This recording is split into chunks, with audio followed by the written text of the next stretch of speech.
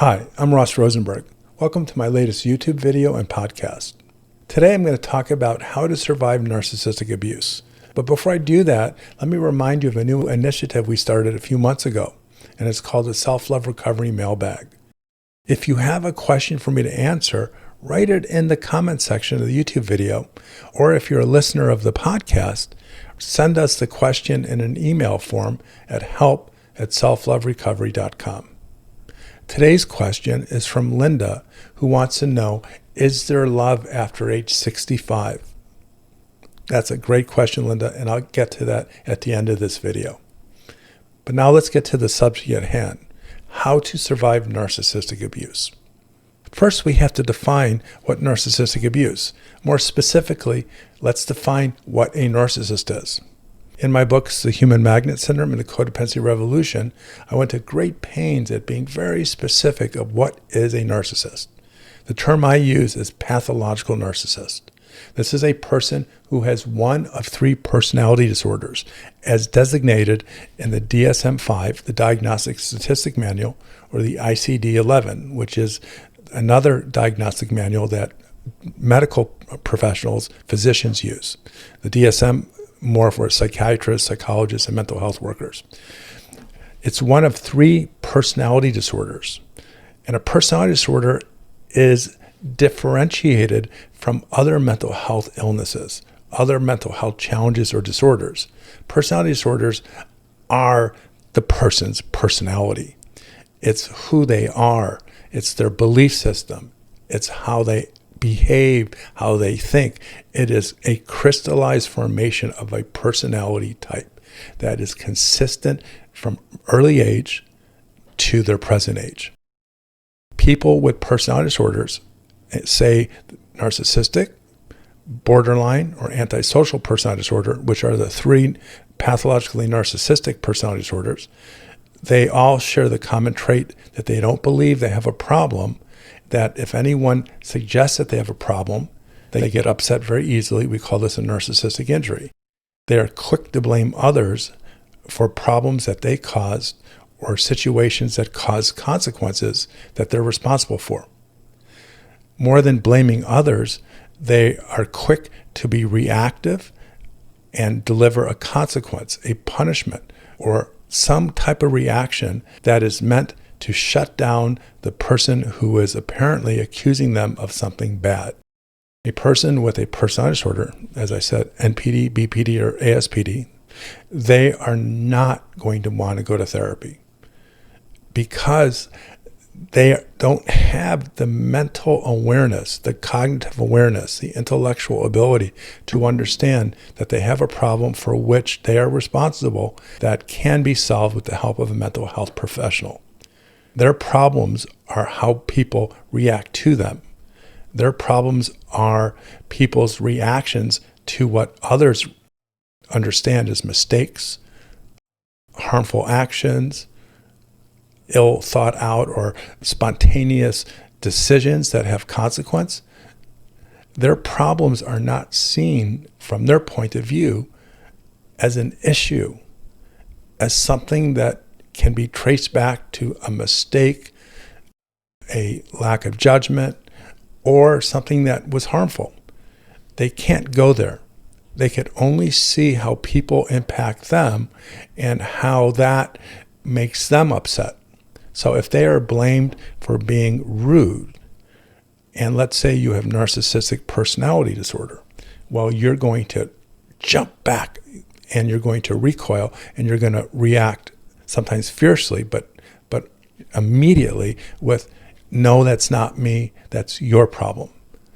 And what happens is these narcissists, these pathological narcissists, they project their weakest personality traits, their most shame-based personality characteristics, the ones that they cannot accept, the ones that they can't fathom, the ones that they can't keep in their mind and consider that they have and cause other people consequences. They can't consider that. It is too painful. So what happens is that, we'll call it deep core shame, is sequestered into a part of their brain that is offline. And should anyone try to suggest or attempt to suggest that they made a mistake or hurt someone, and that core shame is activated, they don't feel the shame. They feel the anger that is protecting themselves from feeling the shame, and that anger compels them to attack, to defend themselves, to blame. And usually, the projection is when they put onto others what they can't accept about themselves.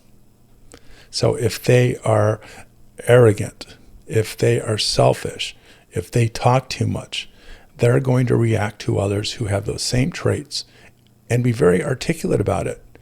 And if they're the passive-aggressive form of pathological narcissists, they're going to be equally upset about it, but you're not going to know about it, and they're going to make sure you do, and through passive aggression, covert aggression, and other forms of retaliation that are behind the scenes or at least not observable. So it is important to understand narcissistic abuse and how to survive it by understanding exactly who these narcissists are. They differ. So the pathological narcissist, the narcissistic personality disorder, and I'm just going to go over this very quickly because I have several videos that dig deeply into these subjects. But the person with NPD, they are grandiose, entitled. They think they're more important than they really have earned the right to be. They think everything surrounds around them. They're selfish, self-centered, egotistical. And there's various forms of narcissistic personality disorder, including covert narcissism that has elements of sociopathy involved with it. The second pathologically narcissistic personality disorder is borderline personality disorder. These individuals are very reactive. They are reactive to anything that makes them feel judged, makes them feel abandoned, or anything that somehow puts them on edge and creates a feeling that they are not safe because someone is going to think or believe that they're doing something wrong or they are a bad person. And they have sharp, intense, sometimes violent, rageful reactions. They respond to these real or imagined episodes of abandonment or judgment by exploding and hurting the person they perceive to be the enemy. Well, what happens is they hurt the people that they love the most. They cycle around from the rage and the consequential harm, and they cycle into empathy. I'm not saying that people with BPD are empathetic, but the cycle is rage, I want hurt, I'm going to punish you, you're never going to do that, to like, oh my gosh, what have I done? I've hurt the person I love the most. And they feel guilt, they feel empathy, and they try to make up for what they did, or at the very least, try to move forward and act it like it didn't happen. And then they move to reconnect with that individual who they love deeply. And it's the big cycle. And the third pathological narcissist is the person with antisocial personality disorder, or the sociopath. And they are the ones that are deceitful. They lie. They don't have empathy of any sorts. They don't have remorse. They do not really have the basic emotional characteristics that connect us in relationships, in a family, in an intimate relationship, in a community. They believe that everything is theirs if they want it, and the first person gets it is the person that deserves it. These are people that are selfish in a different way, narcissistic in a different way. They don't have the ability to connect emotionally, affectively, personally, socially. And in order to fit in society, they got to pretend. These are the con men, the con artists, the pathological liars who pretend to be human, pretend to have relationships when in the background they don't want to. So now that we've established the pathological narcissist, narcissistic abuse is the harm caused to the partner of a pathological narcissist. This is where I bring in the human magnet syndrome. As I explained in both the human magnet syndrome and the codependency revolution, there is a natural attraction of opposites, like a dancing partnership. The giver is going to be naturally attracted to the taker. It's like the passive person in a dance needs the leader of the dance. The selfish person is going to fit best with the selfless person, the codependent, the narcissist, the person who can be selfless and patient and forever open, forgiving, needs someone who is the opposite. And in these relationships, they match up perfectly. And they always begin in these hugely, explosively exciting beginning phases of a relationship, which involves limerence, is a concept that Dorothy Tenoff created. And limerence is what we all know is walking on a cloud. You can't sleep, you can't eat, you just cannot stop thinking about these people. The love and the intensity of the attraction is exciting beyond words. Now, limerence is a human experience that all people feel, but the limerence to the SLD, the person who's self-love deficient or the codependent, and the narcissist is exponentially more explosively pleasurable. Because what we're seeing is these two people are exquisitely lonely. They're divided by their own families. They're divided by their own emotions. These are people that have a lot of shame. And so when they're outside of a relationship, they're in pain. It's an existential loneliness. And when they come together, that loneliness dissolves into this euphoria.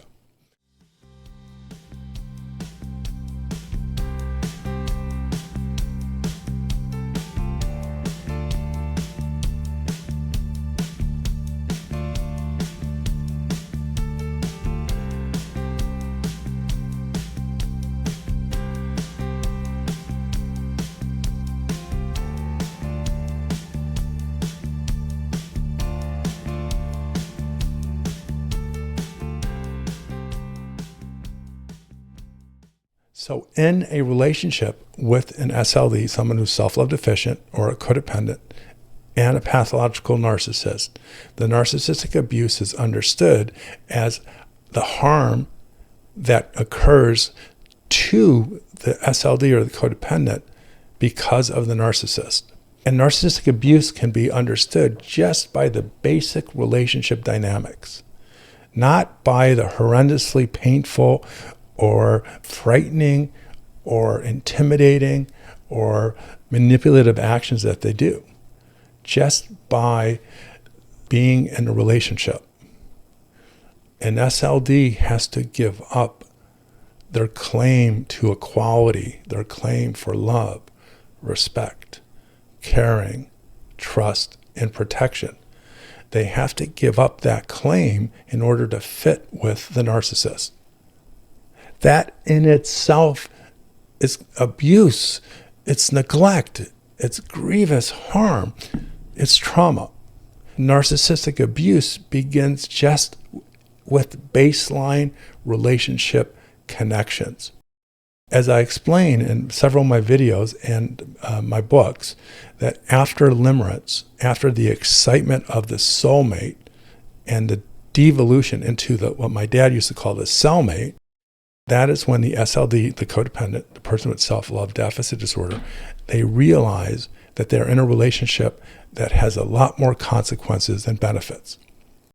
Because of their fear of pathological loneliness and their core shame, and the narcissist's ability to keep them connected in a relationship that really is more geared to making them feel good and more geared to the codependent to sacrifice. So being in a relationship when there is no reciprocity of the love, respect, caring, trust, and protection, I call it LRCTP, that by itself is horrible. And if that was all that happened in a relationship, that is hugely traumatic.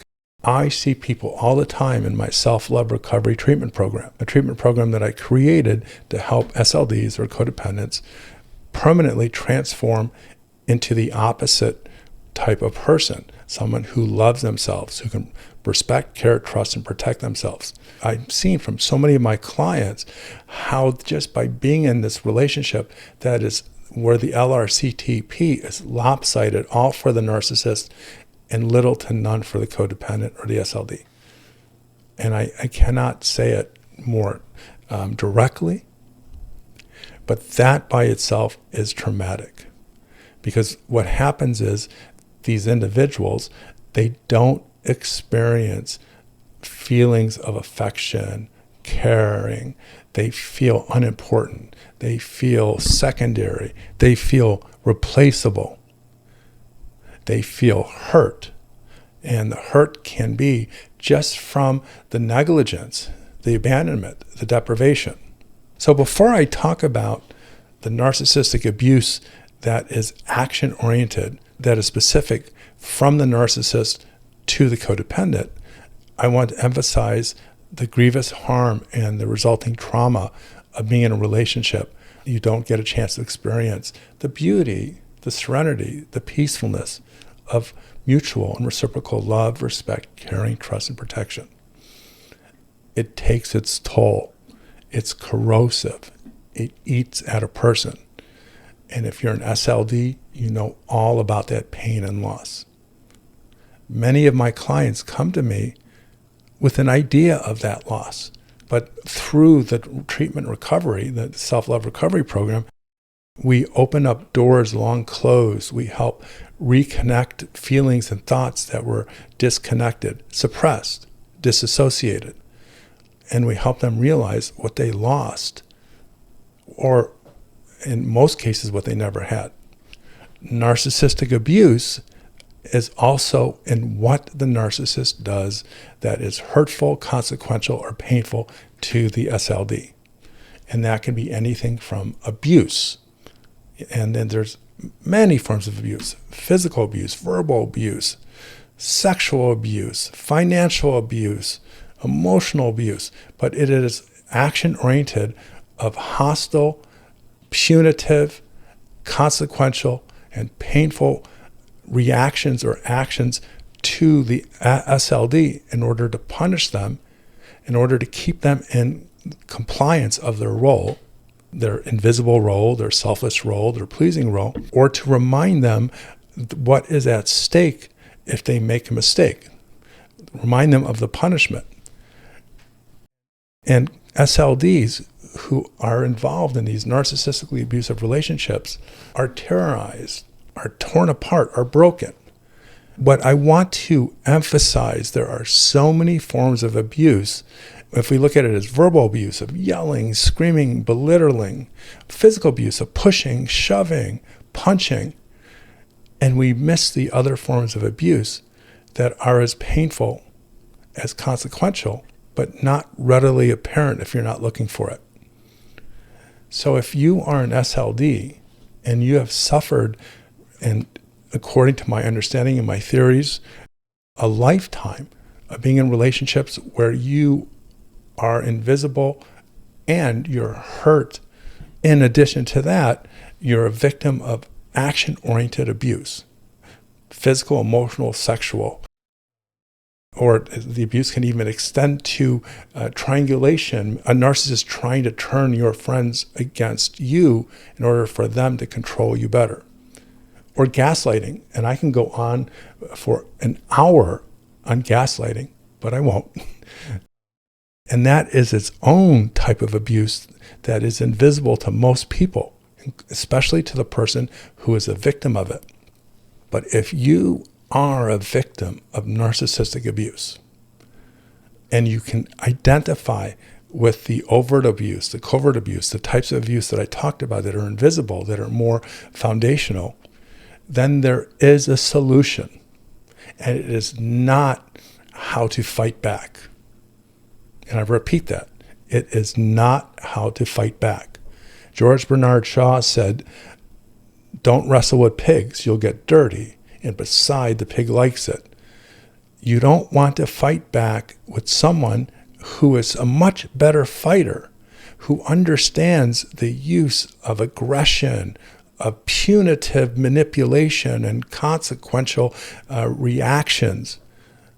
Would you want to get into a fight with a professional boxer if they upset you and get into a boxing ring? Would you want to try to solve a mathematical problem with someone who is a graduate of MIT? Would you want to fight with a narcissist that knows how to break people down and how to control them through physical, emotional, and other covert methods? No, you don't want to fight. So the videos or the podcasts or the books that you read that teach you to stand up, draw a line, set boundaries, well, there is truth to that. There's absolute truth to that. But to believe that is enough to defend yourself, well, that's almost delusional, because you can't win. The SLD, from the very beginning of their life, when they became self-love deficient, which traces back to their attachment period of their life when they were a child and they were horribly harmed by the narcissism of one of their parents. And they survived as a child by finding a way to be invisible, malleable, shapeable, to be the princess, the prince, the good child, the invisible child, the hero. They figured out a way to make the narcissist love them, but only temporarily and with great consequences if they don't keep it up. So if you're an SLD, a codependent, that means you're probably in a relationship with a pathological narcissism, because it's not because I wrote these books, The Human Magnet Syndrome and the Codependency Revolution. It's not because I created these theories. These are facts. Facts, irrefutable facts. SLDs or codependents fall in love with narcissists. And it's very difficult for them to get out of the relationship, and many of them die broken codependents if they can't find a way to break free from this horrible self-love deficit disorder. So to survive pathological narcissism is not to fight. Well, then what is there to do? It's counterintuitive, but you have to trust me. The best way to survive, the best way to thrive, the best way to move beyond narcissistic abuse is to love yourself. For many of you who have traveled by air, right before the plane takes off, the flight attendant will explain when the oxygen mask dropped down. And if you're a parent, first put the oxygen mask on your face, then on your child. And it's assumed they mean that if you are asphyxiated by a lack of oxygen, you're no good to your child. So you have to take care of yourself.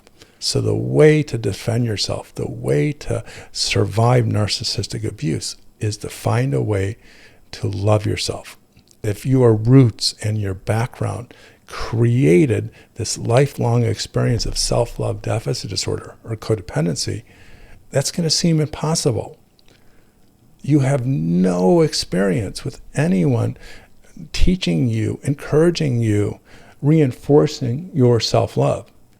In fact, it's the opposite. You've lived with constant reminders, constant consequences, constant anxiety and fear about if you don't do the right thing or answer in the right way or take care of something in the way the narcissist wants, there's going to be a consequence. So you intuitively predict what is going to upset a narcissist, whether it's your intimate partner, a family member, someone at work, a friend, and you are sacrificial from the get-go and don't even understand it.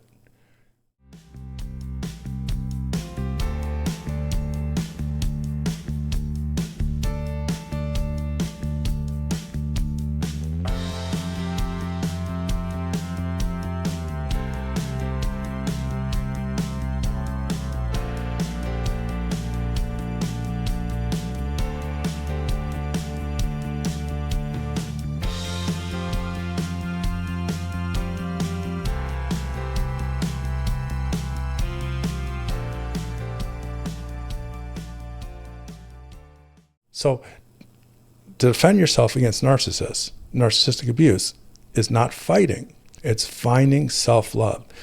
And to find that self-love abundance is to understand the way that you were broken because of your childhood.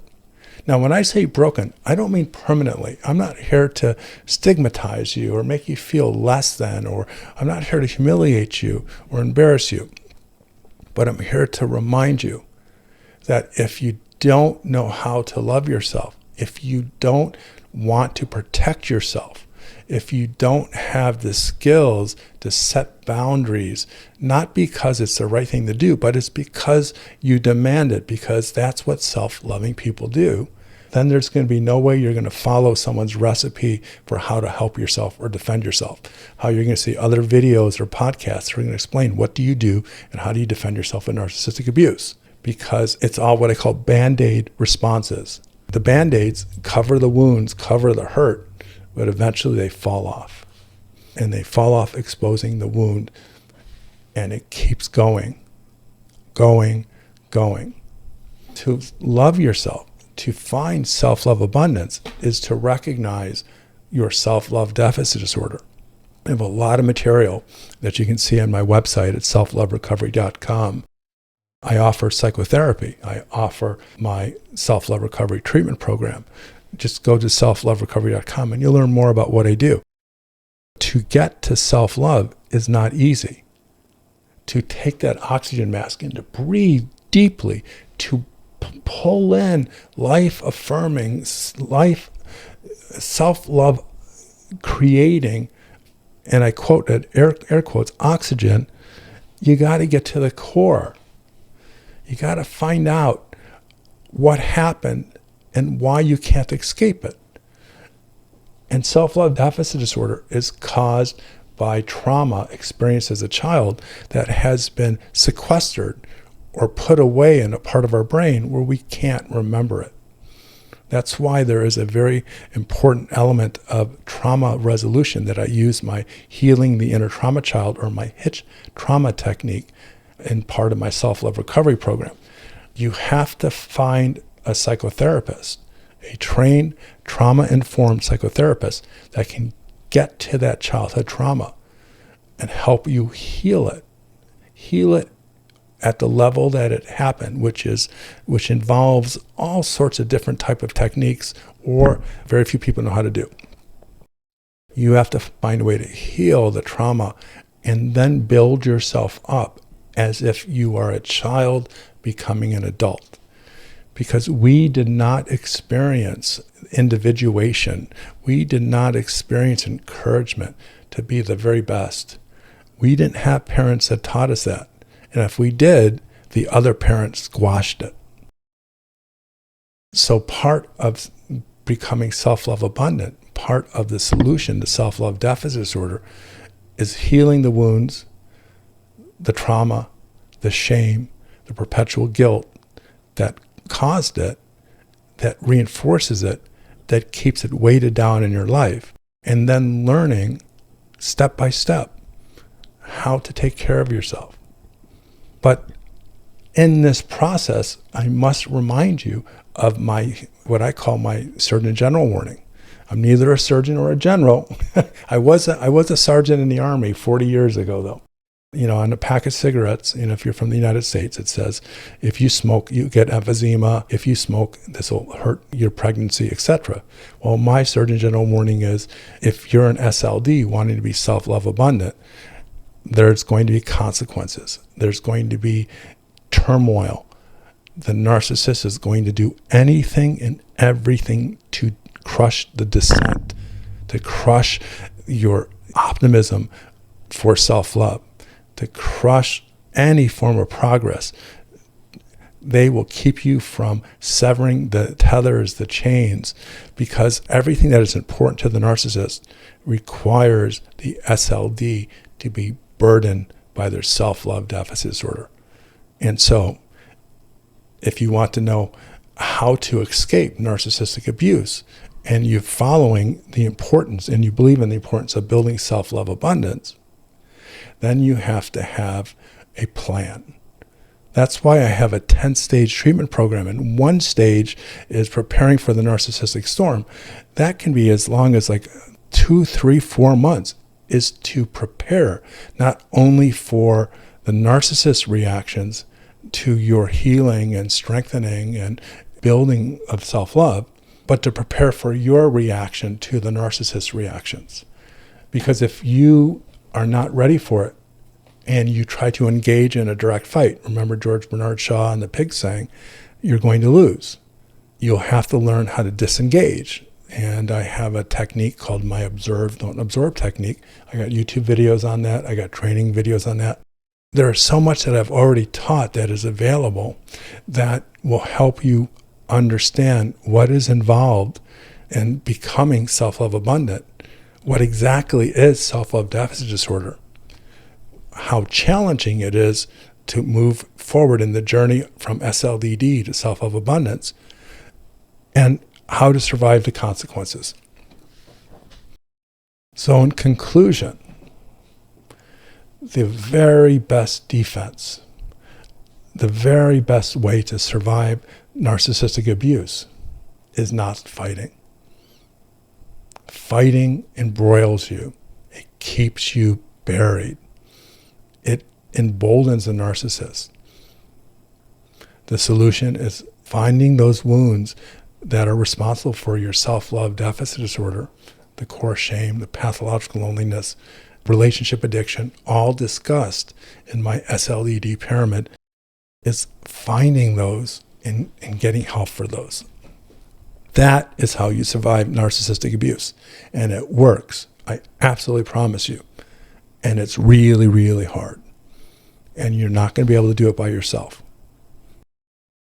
I hope that this podcast or this video taught you how to actually pursue self-love abundance and overcome narcissistic abuse.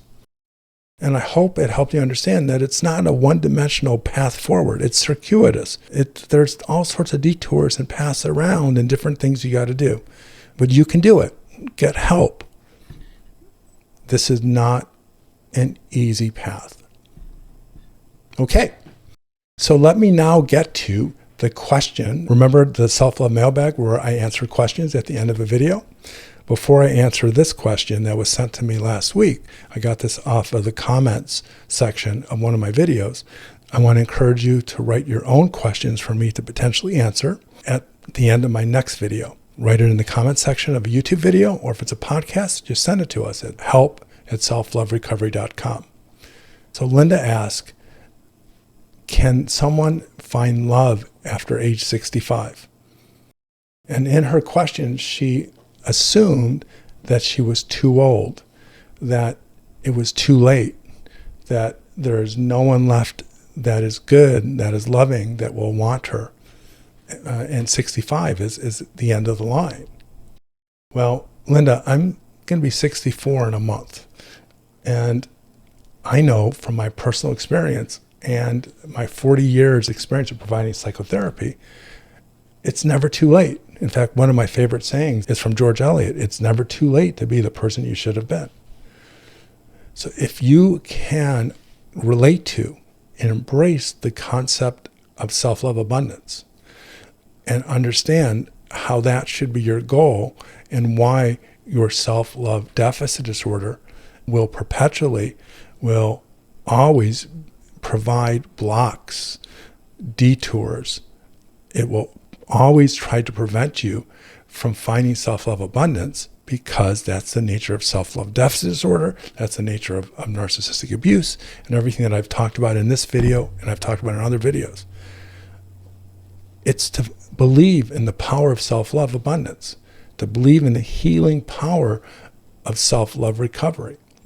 If you can find a way to overcome your self-love deficit disorder and experience self-love recovery, experience self-love abundance, you will find a time in your life that you'll be happy, and you will be happy by yourself. And this is the beauty, is you'll be happier than you've ever been, and you won't be in a relationship. The very foundation of your life will create peace, will create a feeling of connection, a feeling of happiness, a feeling of optimism. The self-love deficit disorder crushes that. There are walls that this disorder creates, keeping us from ever understanding what's on the other side, which is self-love abundance.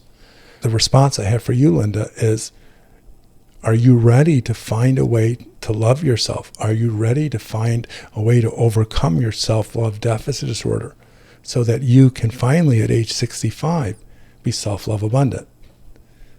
Because then you'll experience life as it should be. And the human magnet syndrome works for everyone. It works for narcissists and codependents, and it works for healthy people. You will be naturally attractive to someone who is healthy that also loves themselves. And they will find you attractive. It will be the chemistry that binds you, that pulls you together. The same chemistry that pulls the narcissist, the opposite dancers, the giver and the taker, the dance partnership. So whether you're 65 or 75, it's not too late. Because there are a lot of people out there that are lonely, but are self-love abundant. Life is difficult. Life is at older ages can be very, very sad, sometimes depressing. But there are people out there that will get and understand you and will want more of you. You as a self-love abundant person. So yes, there's hope for people over 65. Absolutely. Okay, guys, I hope you enjoyed this podcast or YouTube video. Please leave comments. If you have any questions you want me answered at the end of the next video, you know what to do. I recommend considering my Patreon program. You can get access to content that's not available to anyone.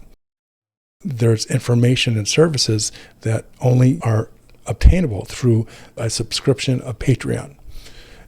There's information in the description section of this video about my Patreon program, or just go to selfloverecovery.com and you'll find all the information you need. So I wish you the very best. I hope this video, this podcast was helpful. Be well and take care.